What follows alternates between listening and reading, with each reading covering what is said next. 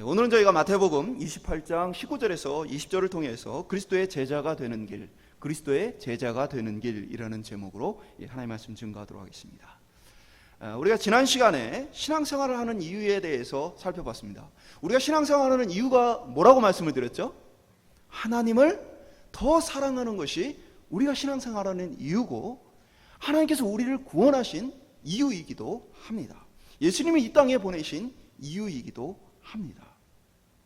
그래서 우리의 신앙의 목표는 하나님, 또 하나님 보내신 예수 그리스도를 더 사랑하는 것, 그것이 바로 우리 신앙생활의 목표입니다. 그렇다면 그 신앙생활, 그리스도를 더 사랑하고 하나님을 더 사랑하는 그 신앙생활이 무엇이냐? 그것을 다른 표현으로 바꾸어서 말을 하면 그것이 바로 제자가 되는 삶입니다. 제자가 되는 삶과 하나님을 사랑하고 그리스도를 사랑하는 삶이 왜 같은 삶이냐? 하나님의 말씀 속에서도 하나님을 사랑하니까 그 계명을 지킨다. 예수님께서도 그렇게 말씀하셨잖아요. 마찬가지로 예수님께서 보여주신 삶은 뭐예요? 하나님을 사랑하는 그 예수 그리스도께서 하나님의 말씀에 철저하게 복종하고 순종하며 하나님의 뜻을 따라 사셨던 그 모습을 우리에게 모범으로 보여주신 거야. 우리 역시도 뭡니까? 예수 그리스도를 따라서 그의 제자로서 하나님을 사랑하고 그리스도를 사랑하는 그것을 그대로 쫓아가는 삶, 그것이 제자의 삶이기 때문에 하나님을 사랑하는 삶과 제자의 삶은 서로 다른 것이 아닙니다. 사실은 똑같은 것의 다른 표현이라고 할 수 있는 거예요. 그러니 이제 한국교회에서 제자훈련, 또 제자가 되는 거 하면 특정한 어떤 훈련을 받아야 하는 것처럼 오해하는 것들이 많이 생겼습니다.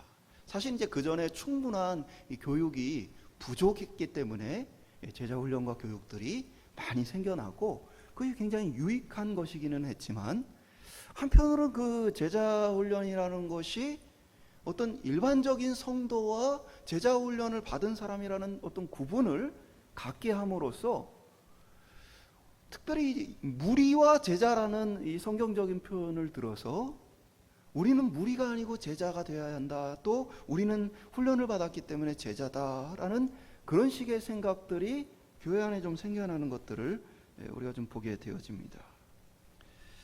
사실 이제 제자훈련을 받았느냐 안 받았냐 뭐 이런 것들은 사실은 별로 중요하지는 않습니다. 제자훈련을 받았다고 예수님 제자가 되는 게 아니고, 또 그런 제자훈련의 어떤 커리큘럼을 하지 않았다고 해서 제자가 못 되는 것도 사실은 아닙니다. 오히려 한편으로는 이 제자훈련이라는 이름으로, 또 이런 훈련이라는 것의 이름으로 진행됐던 많은 것 속에 사실은 하나님의 말씀을 따르고 그리스도의 길을 따라가는 그리스도의 제자가 아니라 목사의 제자를 만들어낸 것이 아니냐라는 사실, 그런 비판도 상당히 많았죠. 실제로 일부 커리큘럼들 속에서는 목회자에게 충성해야 한다는 그런 커리큘럼을 가진 훈련들도 상당히 많았습니다. 그런 것을 봤을 때는 이거는 그리스도의 제자가 되는 길에서 굉장히 벗어난 훈련들이었다라고 여겨지는 것들도 좀 있었다라는 것을 좀 볼 수 있어요. 제자란 예수님께서 하셨던 것을 따라가는 삶이에요. 예수님께서 하나님을 사랑하며 하나님의 그 뜻을 지켜왔던 것들을 그대로 쫓아가는 삶을 얘기하는 것입니다. 특별한 어떤 훈련 과정이 아니어도 한편으로 얘기하면 우리가 그리스도의 마음을 가지고 하나님을 사랑한다면 그 사람을 제자다라고 말할 수 있는 것이죠. 사실 예수님도 뭐 12제자, 또 70인의 제자 뭐 이렇게 불러놓고 뭐 커리큘럼을 짜고 뭐 훈련을 해가지고 점수를 매겨서 몇 점까지 12등까지 12제자, 70명까지 그 다음 제자, 뭐 이런 식으로 나누지 않으셨습니다. 뭐 예를 들면 뭐 이제 베드로가 뭐 남들은 다 풍랑 중에 두려워하고 있는데 용기를 내서 저도 무리를 걷게 해주십시오 하고 무리에 딱 건넜더니 베드로 플러스 10점 뭐 이렇게 하고, 뭐 예를 들면 막 두려워서 물에 빠졌어요. 베드로가 막 의심하였으니까 마이너스 100점. 뭐 이렇게 하지 않으셨다는 거죠. 매번 평가를 하고 비교하지 않았어요. 사실은 훈련이란 건요, 어떤 이제 그 시간이 정해져 있긴 하지만 그것에 따라서 물론 이제 수료 뭐 이런 것들 나눌 수는 있지만 중요한 것은 우리의 인격적인 삶 속에 이 가르침이 얼마나 남아 있느냐, 우리가 얼만큼 변화되었는가, 그게 사실은 중요하다는 사실입니다. 예수님께서는 그의 삶을 통해서 제자들과 함께 먹고 마시고 생활을 하면서 말씀을 가르치고 모든 사역들을 함께 이루어 가시면서 인격적으로 제자들을 가르치셨습니다. 그리고 교회 이제 제자 훈련들이 사실 그러한 부분들을 많이 이렇게 하고자 노력을 해왔어요. 그럼에도 불구하고 오늘날 시대에는 이제 과거에 비해서는 굉장히 개인주의적인 시대로 좀 많이 바뀌었습니다. 미국의 한 체조 선수가 올림픽 6관왕이 될 거다라는 기대를 많이 했죠. 근데 이 선수가 올림픽에 출전해서는 막 기권을 해버립니다. 근데 이제 중압감 때문에 기권을 했는데, 과거에는 이런 일이 일어났으면 그 선수를 굉장히 욕했어요. 국가를 대표해서 나가서 어떻게 보면은 많은 선수 중에 특별히 이렇게 선발돼서 나갔고 누군가는 그런 기회조차도 갖지 못하는데 어떻게 그럴 수 있느냐, 뭐 그럴 수 있는 시대였죠, 과거는. 근데 오늘날 시대는 어때요? 바뀌었어요. 오늘날 시대에는 이 선수가 금메달도 못 땄어요. 동메달, 은메달 땄습니다, 하나씩. 그러니까 금메달 6개 딸 거라고 생각했던 선수가 기대에 비해서는 기권도 하고 또 기대만큼의 성적이 안 나오기도 했죠. 그러나 미국에서 사람들이 환영을 나오고 카퍼레이드를 하고 뭐 어마어마하게 환영을 했어요. 그 많은 사람들이 칭찬을 합니다. 용기 있게 기권을 했다. 그 왜 그래요? 개인의 중압감에 대해서 존중하는 문화가 생긴 거죠.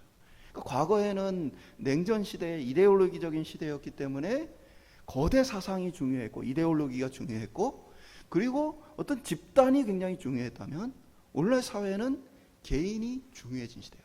이제 어느 게 옳다 좋다는 얘기를 하는 게 아니고, 시대 문화가 바뀌었기 때문에 이제는 집단을 위해서 개인을 희생시키는 것에 대해서 옳지 않다고 보는 그러한 생각들의 수준이 생겨났다는 거예요. 그리고 그런 것들은 개인을 굉장히 존중하다 보니까 한편으로는 집단성이 좀 약화되고 공동체성이 약화되는 그런 특징이 생겨나기도 했다는 거예요. 그러니까 이러한 시대에 사람들을 불러 모아놓고 훈련을 한다는 게 어렵습니다. 그러니까 과거에 이제 제가 했던 뭐 교육 중에는 뭐 모이는 것도 굉장히 많았어요. 그러니까 뭐 심지어는 이제 제가 한 교회에서는 한 3박 4일 대학교 입학한 애들을 3박 4일 다 신입생들을 교회로 다 와가지고 교회에서 재우고 공동체 생활을 며칠 동안 시켰습니다. 그러면서 이제 관계를 형성하고 아이들이 좀 서로에 대해서 돌아볼 수 있도록 또 신앙 훈련도 집중적으로 시키고, 또 오늘날 이제 그런 거 어렵습니다. 그러니까 이게 너무 개인화가 되다 보니까 어떻게 보면 예수님께서 같이 먹고 같이 대화를 나누고 고민을 나누고 어떤 상황들을 같이 대처해 나가고, 이러한 것들은 이제는 점점 어려워져 가는 시대라는 거죠. 과거에는 이제 맞벌이를 안 했기 때문에 어떻게 보면 이제 여성분들이 교회에 시간을 많이 보냈습니다. 근데 오늘날 그렇게 하지 못하죠. 다들 맞벌이를 합니다.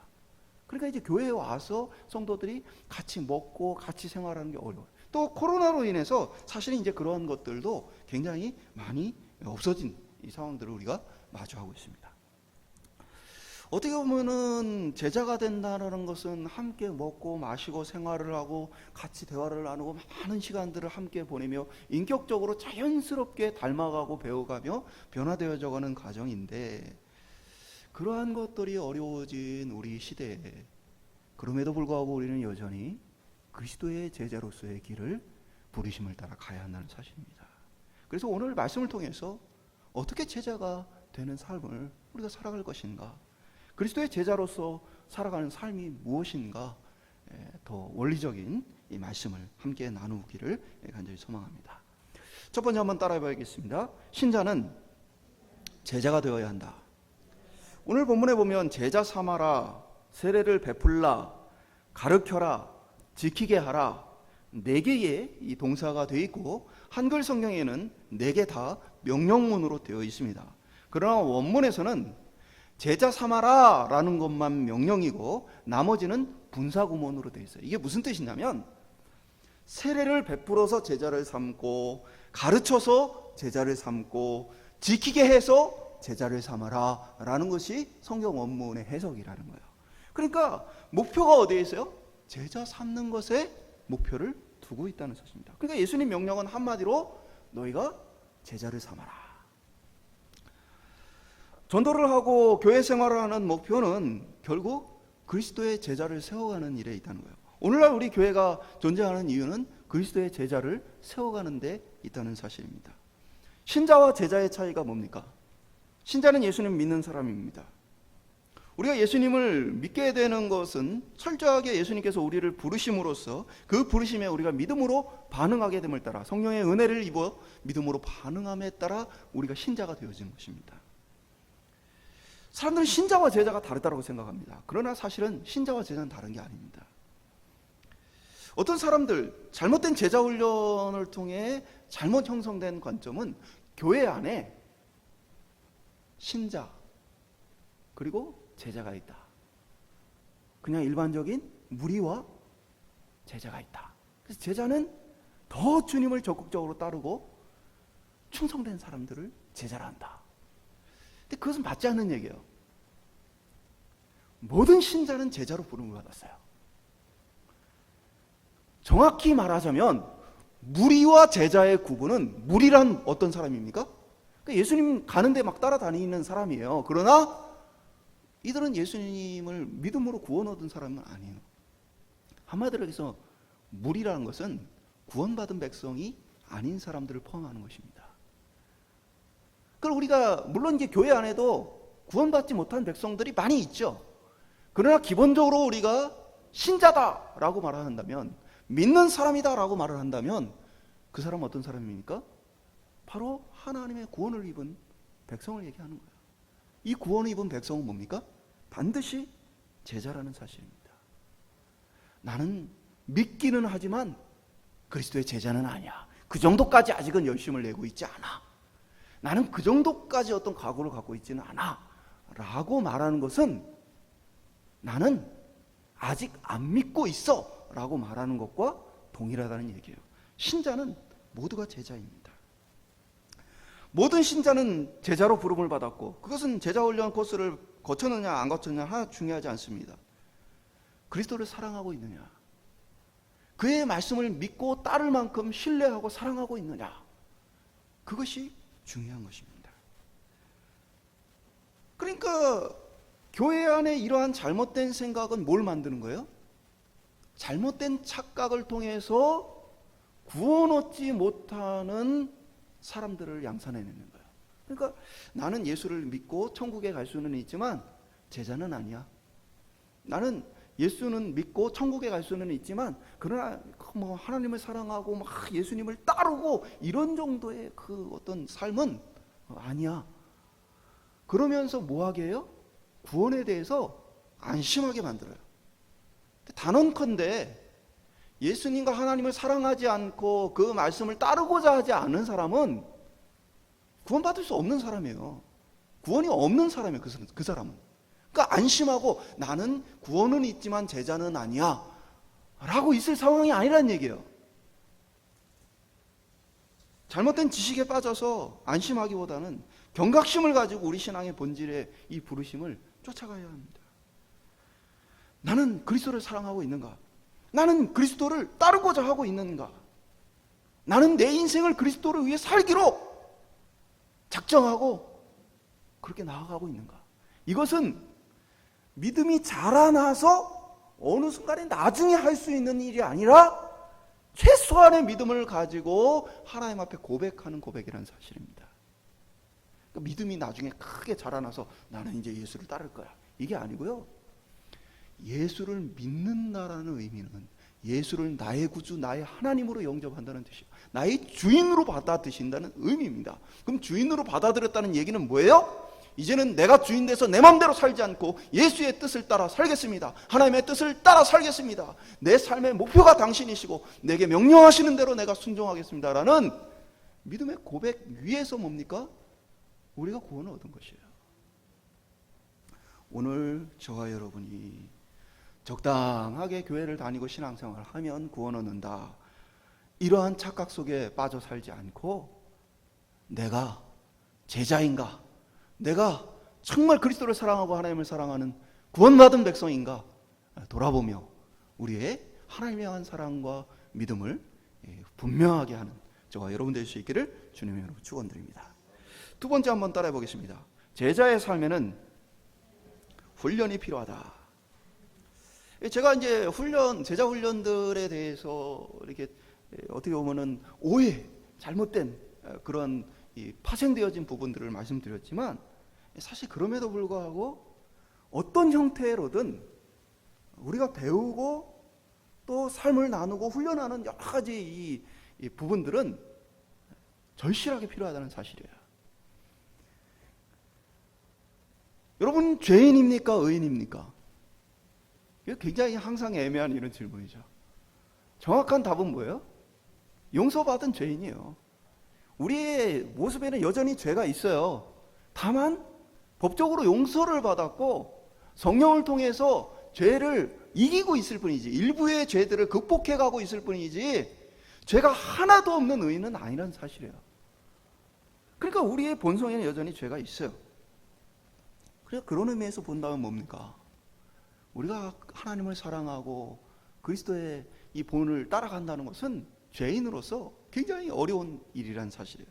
죄의 본성은 날마다 우리를 그거 따르지 못하게 해요. 불신앙을 심어주고 의심을 심어주고 우리의 욕심을 막 극대화시키고 우리의 죄성을 자꾸 자극해서 못 따르게 합니다. 하나님의 말씀을 듣고 믿게 하느냐? 사실은 많은 사람들이 나는 믿습니다라고 말하지만 사실 따르지 않죠. 안 믿기 때문에 안 따르는 거예요. 왜 그렇습니까? 마음속에 불신앙이 일어나기 때문에 그렇습니다. 그러니까 이러한 불신앙을 극복해가고 이겨가는 과정을 성령의 도우심을 통해 우리가 성화되는 과정이라고 이야기를 합니다. 그리스도를 닮아가는 과정이죠. 이 과정은 철저하고 피비린내 나는 치열한 싸움입니다. 성경은 이거 뭐예요? 너희가 싸우되 아직 피 흘리기까지 싸우지 않았다라는 표현과 같이 어마어마한 치열한 싸움입니다. 어떻게 보면 사도 바울과 같이 위대한 신앙의 이 고백자들도 이 로마서에 보면 이런 얘기를 합니다. 7장 21절 24절을 보면 그러므로 내가 한 법을 깨달았노니 곧 선을 행하기 원하는 나에게 악이 함께 있는 것이로다. 내 속사람으로는 하나님의 법을 즐거워하되 내 지체 속에 다른 법이 내 마음의 법과 싸워 내 지체 속에 있는 죄의 법으로 나를 사로잡는 것을 보는도다. 오라 나는 곤고한 사람이로다. 이 사망의 몸에서 누가 나를 건져내랴. 힘들다는 거예요. 어떤 이들은 뭐 이게 사도 바울의 자신의 고백이 아니고 이제 일반적인 어떤 부분이 아니겠느냐 말하지만 저는 사도 바울의 고백이라고 생각합니다. 왜냐하면 죄와의 싸움은 치열한 거예요. 어느 누구라도 쉽지 않은 일입니다. 한 번 이기고 끝날 싸움이 아닙니다. 끊임없이 싸우고 이겨야 될 싸움입니다. 그렇기 때문에 힘든 일이에요. 목사님, 제가 죄가 없겠습니까? 죄를 안 짓겠습니까? 아니죠. 때로는 실패하고 넘어집니다. 끊임없이 싸워야 되는 싸움입니다. 조금만 돌아보면 죄가 가득 쌓이는 삶이에요. 2003년 2월에 이제 대구 지하철 참사가 일어났죠. 방화에 수많은 사람 생명을 잃었습니다. 제가 이때 이제 생존자 인터뷰에 대해서 이제 기억을 하는데 머릿속에 이제 깊게 남았어요. 이 사람이 이제 인터뷰를 하는데 내용은 딱 이거예요. 지하철 안이 이제 어쨌든 불이 나니까 연기가 가득하고 막 불이 났을 거 아니야? 근데 출구가 어딘지를 알죠, 이 사람들이. 이 출구가 어딘지를 아는데 출구 쪽에 불이 활활 그냥 타오르더라는 거예요. 그러니까 딴 데보다도 이 출구에 불이 확 일어나는 거예요. 그러니까 이제 사람들이 저기가 출구다라는 사실은 아는데 같이 있던 사람들이 나오질 못하더라는 거예요. 그러니까 자기는 그 활활 타오르는 그 불 중심으로 뛰어들어 살았다는 고백을 해요. 왜 그러냐면 이게 과학적으로 보면 밀폐된 공간 안에서는 불이 크게 일어나질 않습니다. 산소가 없으면. 근데 이제 출구가 개방되면 그것을 통해서 이제 뭐가 들어오기 시작해요? 산소가 확 들어오기 시작합니다. 그러면 그 산소가 유입되는 그곳에는 이제 불이 강력할 수밖에 없어요. 근데 그 가장 강력한 그 지점을 통해서만 나갈 수 있는 상황인 거예요, 이 사람들에게. 근데 대부분의 사람들은 그 불길을 보고는 뛰어들지 못하는 거예요. 근데 이 사람은 목숨을 걸고 그것을 달려들어서 출구를 통해 나오게 된 것이죠. 우리 신앙생활은 그와 같은 거예요. 이 땅을 살아가는데요, 하나님의 말씀이 우리에게 잘 맞아요, 안 맞아요? 솔직히 얘기하면 잘 안 맞아요. 인간적인 방법들은요, 우리에게 쏙쏙 들어옵니다.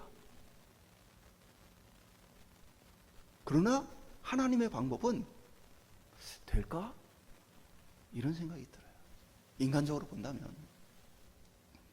그러니까 활활 타오른 불처럼 생명처럼 보이지 않아요. 그것은 혹시 하나님 말씀대로 했다가는 망하지 않을까? 실패하지 않을까? 하나님 말씀대로는 사실은 그대로 사는 건 불가능해, 안 돼. 이 땅에서는 안 되는 거야. 라고 우리가 타협하는 이유가 어디 있어요? 그게 활활 타오르기 때문에 그런 거예요. 뛰어들기가 어려운 거예요. 군인들이 낙하산 훈련을 왜 하죠? 비행기에서 갑자기 뛰어내리라고 그러면 뒤에 낙하산이 있어도 뛰어내리라고 그러면 여러분 뛰어내릴 수 있겠어요? 뭐 용기 있는 몇몇 분들은 뛰어내릴지 모르겠지만 저는 못 뛰어내릴 것 같아요. 쉽지 않을 것 같아요. 웬만큼 뒤에 뭐 비행기가 폭발을 한다 그러면 어차피 죽을 거 뛰어내리자 할지는 모르겠지만 비행기가 안전한데 굳이 왜 거기서 뛰어내려야 돼요? 근데 군인들 왜 훈련을 자꾸 시킵니까? 실제 그런 상황이 됐을 때 신속하게 뛰어내릴 수 있도록 하기 위해서 훈련을 시키는 거죠. 훈련이 되면 그 상황에서 반복적으로 뛰어내리다 보면 그것에 대해서 이제 두려움이나 여러 상황들을 극복할 수 있게 되어집니다. 그러니까 우리 신앙이란 것도 우리가 예수님을 믿고 따르는 게 이 땅의 어떤 죄의 본성, 우리 자신의 죄의 본성과 이 땅의 어떤 사단이 가지고 있는 어떤 사단의 가치관과 세계관 지배하는 이런 상황 속에서 우리 그리스도인들이 하나님의 말씀 따라 사는 건 힘든 일이에요. 불가능한 일이에요, 어떻게 보면. 그러니까 훈련이 없이 내가 예수를 믿고 따를 수 있다는 것은 사실은 착각입니다. 우리의 죄성을 꺾고 하나님의 말씀이 살아있다는 것들, 그것이 실제한다는 것들을 우리가 계속해서 삶을 통해 체험하고 경험하는 신앙의 훈련이 우리에게 절실하게 필요하다는 사실입니다. 연어가 물살을 가르고 상류를 향해 올라가듯이 계속해서 발버둥 쳐야 합니다. 그러니까 한 번 올라가고 끝이 아니에요. 계속해서 거슬러 올라가야 하는 것처럼 우리는 하나님 앞에 서는 그날까지 계속 발버둥 쳐야 하는 거예요. 한 번 죽고 한 번 자존심을 꺾어서 끝나는 일이 아니라 날마다 자신을 훈련해야 하는 것입니다. 사도 바울도 이런 고백을 합니다. 고린도전서 9장 27절에 보면 내가 내 몸을 쳐 복종하게 함은 내가 남에게 전파한 후에 자신이 도리어 버림을 당할까 두려워함이로다. 한편으로 보여요. 내가 다른 사람들은 복음을 전했는데 다 자신은 버림받으면 어떻게 하느냐. 구원의 확신이 없다는 얘기가 아니고요, 날마다 하나님의 구원을 위해 싸워가는 내 자신의 실체가 사실은 얼마나 연약한지를 깨달은 거예요. 내 힘으로는 도저히 안 돼. 이 싸움을 내가 싸울 수가 없구나 하는 것들을 절실하게 느끼는 거예요. 그러면서 고린도전서 15장 31절은 나는 날마다 죽노라 라고 얘기하죠. 계속해서 반복적으로 죽어야 하는 자신의 삶을 이야기하는 것이죠. 여러분이 묻겠습니다. 훈련하고 있습니까? 제자의 삶을 살고 있습니까? 우리가 예수를 믿는다는 얘기는, 신자가 되었다는 얘기는 훈련한다는 얘기예요. 계속해서 훈련한다는 얘기입니다. 그것이 바로 제자의 삶입니다. 저와 여러분은 훈련 없이는 예수님 따르는 거 불가능합니다. 지적으로도 열심히 훈련을 해야 되고, 관계적으로도 열심히 단련을 받아야 되고, 인생의 여러 시련과 어려움을 통해서도 우리는 계속해서 신앙의 훈련을 겪어야 합니다. 신앙의 참된 훈련을 통해서 그리스도의 더 온전한 제자로 나아가는 저 여러분 될 수 있기를 주님의 이름으로 축원드립니다. 마지막으로 한번 따라하겠습니다. 제자 훈련은 일상의 훈련이다. 제자 훈련이나 여러 가지 신앙 훈련들 중에서는 특정한 곳에 가서 이제 훈련하는 훈련들이 많이 있습니다. 근데 사실 저는 이제 그런 훈련들을 썩 좋아하지는 않습니다. 사실은 별로 신뢰하지 않아요. 장기간 이렇게 너무 어떤 일반적인 사람들을 떠나서 이제 모여서 있는 모습들은 저는 솔직히 얘기하면 훈련이라고 보기보다는 그런 것들을 돌봄이라고 생각을 합니다. 돌봄. 그러니까 뭐죠? 이런 거요. 이제 화초를 키워 보시면 화초가 야생에서 살아갈 수 없는 환경이라면 어떻게 해야 됩니까? 온실에서 키우든 집에서 키우든 어떻게 그 약한 점을 보완을 해줘서 키우잖아요. 그리고 좀 강해지면 그래서 견딜 수 있으면 밖에 내놓는 거죠. 그러니까 우리 신앙훈련 똑같아요. 예수를 믿고 따르는데 세상에서 살아갈 힘이 없는 사람들은 불러 모아놓고 거기에서 막 집중해갖고 막 훈련을 시켜가지고 세상에서 살아갈 수 있는 능력을 키워줘야죠. 근데 이제 이런 훈련들을 한 사람들의 특징이 뭐냐면 내가 몇 달 동안 또 몇 년 동안 내가 얼마의 기간 동안 그런 훈련을 받고 왔다 하고 굉장히 자랑을 해요. 자랑할 게 아니고 케어받고 온 거예요. 그냥 우리가 수고했구나, 고생했구나, 그 정도 해주면 되지. 그걸 굉장히 자랑으로 여기는 사람들이 있어요. 그러면서 이 사람들의 특징은 다시 그곳에 가고 싶다. 그쵸. 예수 믿는 사람들끼리 모여가지고 훈련받고 말씀 듣고 함께 아멘 하고 얼마나 좋아요. 물론 이제 거기에서 다툼도 있고 인격적인 어떤 부딪힘도 있고 하겠죠. 하지만 기본적으로 예수 믿는 사람들이잖아요. 그거는 강력한 훈련이 아니에요. 돌봄과 케어예요. 그리고 그 돌봄과 케어를 통해서 뭘 해야 돼요? 이제 야생에 나와서 살아갈 준비가 되어 있어야 하는데 이 사람들이 나 다시 거기 그냥 돌아가고 싶다라는 얘기는 뭡니까? 훈련 헛받았다는 얘기예요. 훈련은 본질적으로 우리에게 주어진 삶을 하나님 말씀을 통해 살도록 하는데 목적이 있습니다. 예수님께서 오늘 제자들에게 남긴 유언은 철저하게 현실적인 말씀에 기초하고 있죠. 제자들에게 천국 같은 공동체를 이루어서 너희들이 그곳에서 함께 참 좋은 신앙생활을 해라 라고 얘기하신 게 아니잖아요. 뭐요? 세상에 나가서 복음을 전하고 가르치고 그 사람들을 지키게 하라는 얘기잖아요. 그게 물론 이제 교회까지도 포함되겠지만 기본적으로 뭡니까? 세상에 나가서 믿지 않는 자에게 전하고 가르치고 지키게 하는 일을 얘기하고 있어요. 한마디로 얘기해서 이야기는 뭡니까? 우리의 부르심의 자리는 교회 안에만 있는 게 아니라 사실은 교회 밖에도 있다는 사실입니다. 종종 옛날에 제가 그런 생각을 했어요. 산속에 들어가고 1, 2년 성경만 보고 살았으면 좋겠다 이런 생각도 해본 적이 있어요. 그러면은 신앙의 깊이가 깊어질까요? 이렇게 세속에 보면은 이제 도사들 같은 경우 보면은 계룡산 가서 몇 년 수행하고 이래 하잖아요. 그러면 도가 더 깊어질까요? 저는 그렇게 생각하지 않아요. 자기만의 착각이에요. 왜냐하면 신앙의 참된 훈련과 우리 어떤 인간의 성장은 철저하게 많은 이 일반적인 환경 속에서 자라나게 돼 있어요. 예를 들면 세상에서 나를 미워하는 사람들, 괴롭히는 사람들, 막 세상에 어떻게든 잘못된 법과 제도들, 어떤 구분, 어떤 관습들 이런 것 속에서 뭡니까? 우리가 제대로 된 훈련을 받게 되어지는 거예요.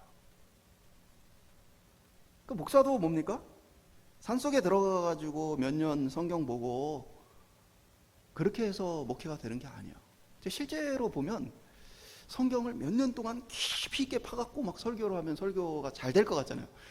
근데 제가 경험한 바로는 그거보다는 차라리 성도들을 많이 만나고 성도들이 막 힘들어하고 고민하는 것들을 함께 고민하다 보면 그 하나님의 말씀이 더 이렇게 입체감 있게 들어와요. 그러니까 뭐예요? 신앙 성장, 제자로서의 길은 언제 그 폭발적인 성장과 성숙이 일어나느냐? 바로 우리의 삶의 현장, 일상에서 이것이 나타난다는 사실입니다. 그러니까 오늘 우리에게 중요한 건 뭐예요? 오늘 우리의 삶이 영적 전쟁의 현장이고 훈련의 현장이고 우리가 지금 그러한 시간들을 보내고 있다는 사실이에요. 그러니까 교회에 뭐 이렇게 불편한 사람, 어려운 사람 있고 막 나를 마음 아프게 하는 사람이 있고 그게 쉽다는 건 아니에요. 그러나 중요한 건요, 하나님이 아무 생각이 없이 나에게 그런 사람들을 붙여준 건 아니라는 사실이에요. 훈련이 필요하기 때문에 보내셨다는 사실이에요. 집안에 갔더니 막 가족들 중에 막 이런 사람 저런 사람들이 있어 너무 힘들어요. 하나님 아무 생각이 없어서 나를 그런 가정에 보낸 게 아니에요. 나에게 훈련이 필요해서 보내신 거예요. 제자들이 성령의 은혜 속에서 변화되어지는 모습이 있습니다. 그전까지 제자들은 두려워 걱정합니다. 그러나 이들이 성령을 통해 바뀌어진 모습은 뭐냐면 예수님의 이 말씀을, 오늘 이 말씀을 따라 복음을 전하러 다닙니다. 그때에 위협을 당하고 어려움을 당하게 될 때 이들이 어떻게 여깁니까?